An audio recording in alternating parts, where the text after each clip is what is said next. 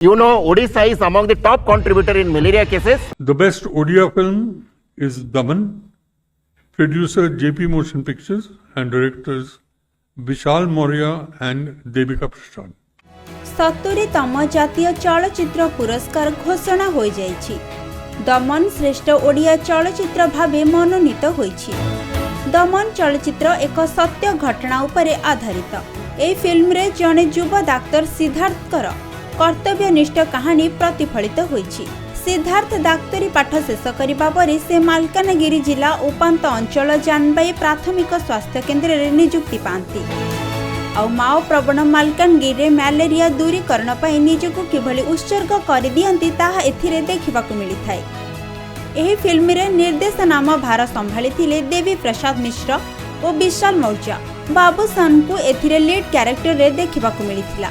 सेहीपरि दीपान्वित दास महापात्र चमत्कार अभिनय करथिले। चलचित्रटी ओडिशा समेत राज्य बाहर मध्य मुक्ति लाभ करी भल व्यवसाय करथिला। परे एहाकू हिंदी भाषा मध्य अनुवाद करा जायथिला।